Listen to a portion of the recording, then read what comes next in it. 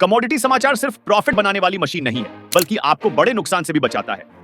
इसमें आपको रोजाना सुबह 8:30 बजे बाजार का ट्रेंड, न्यूज अपडेट और ट्रेडिंग लेवल्स मिल जाते हैं। अगर आप MCX या सराफा ट्रेडर है तो 8484998474 पर संपर्क करें।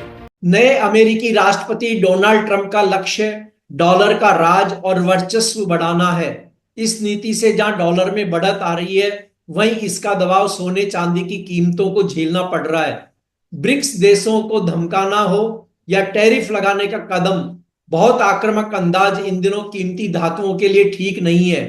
अमेरिकी डॉलर की मजबूती और कितना तोड़ेगी गोल्ड सिल्वर को, इस पर हम बात करेंगे केडिया कमोडिटीज के प्रमुख अजय केडिया से।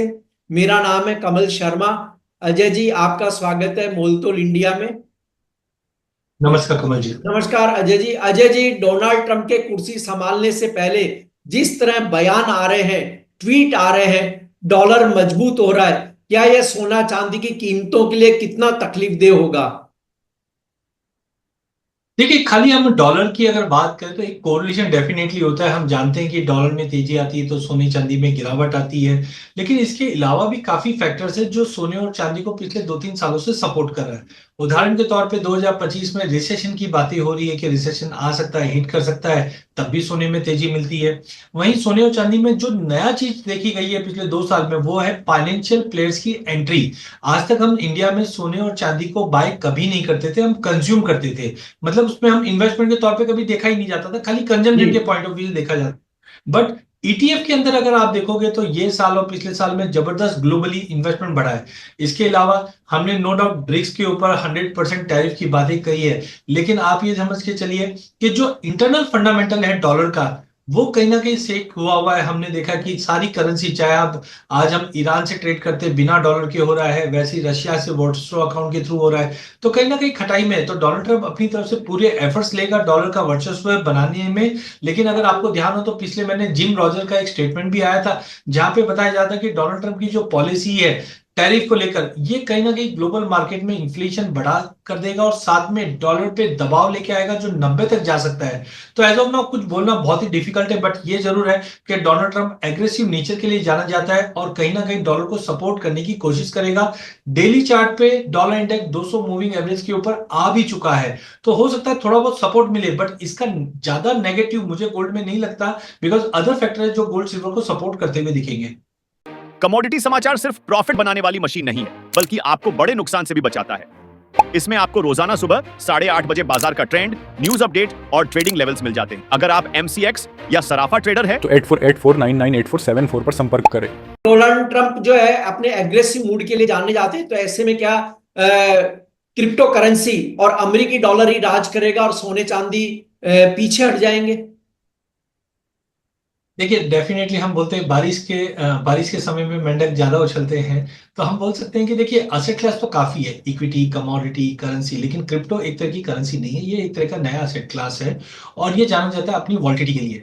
देखिए, कभी भी आदमी जब निवेश करता है लॉन्ग टर्म के लिए, तो उसको एक स्टेबल असेट चाहिए। लेकिन जिस करेंसी में हम जिस क्रिप्टो की अगर हम बात करें, बिटकॉइंस हो गए, इनमें हमने पास्ट के 10 सालों की हिस्ट्री में देखा है कि 50-50% के करेक्शन भी आ जाते हैं। तो एज ऑफ नाउ स्टेबल नहीं है, तो मेरा इस पर कोई ऐसा कमेंट नहीं है कि लॉन्ग टर्म व्यू कैसा है, तो मैं तो इससे दूर रहना चाहूंगा। लेकिन हाँ, अगर रेगुलेटर आ जाता है, बहुत चीजें आती है, तो डेफिनेटली हाँ, ये जरूर है कि ये इलेक्शन में हमने देखा डोनाल्ड ट्रंप का जो ध्यान है वो क्रिप्टो पे या बिटकॉइंस पे ज्यादा है, जिसकी वजह से हमने रैली भी देखा, 1 लाख के बिल्कुल करीब पहुंच चुका है, बाकी में भी चेंजेस हैं। उसकी वजह से थोड़ा सा करेक्शन हमने सोने चांदी में जरूर देखा है।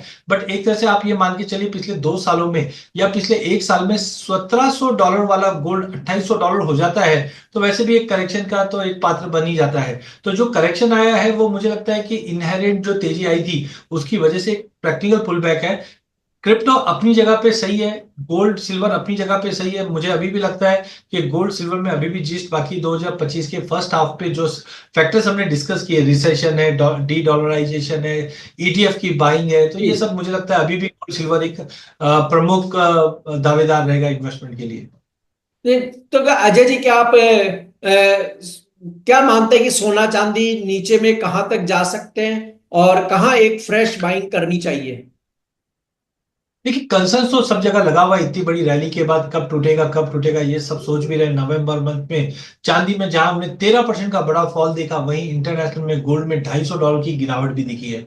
तो करेक्शन तो डेफिनेटली बनता है, बट मुझे लगता है कि गिवन कंडीशंस बने हुए जियोपॉलिटिकल टेंशन को, ये सबको देखते हुए मुझे लगता है कि कोई बड़ा फॉल नहीं रहेगा। एमसीएक्स की अगर हम बात करें तो जो बार बार मैं कहता भी हूँ, ये 74-75 हजार का जो लेवल है वो मुझे लगता है बहुत ही बेहतरीन थे लेने के लिए, अभी भी बेहतरीन है लेने के लिए।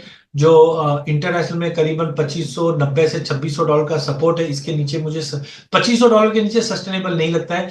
चांदी के अंदर $30 अभी हम देख रहे हैं, बार बार में टच कर रहा है बट तोड़ नहीं पा रहा है, बट फिर भी 29-29.50 गुड लेवल है। हाँ, अगले साल मुझे लगता है कि फर्स्ट हाफ जो है बहुत स्ट्रांग हो सकता है, सेकंड हाफ में टेक्निकल करेक्शन डेफिनेटली बन सकती है। तो सोने चांदी के ट्रेडर्स को अब क्या क्या सावधानियां बरतने की जरूरत है जब डोनाल्ड ट्रंप हर रोज एक नया इशू छेड़ देते हैं?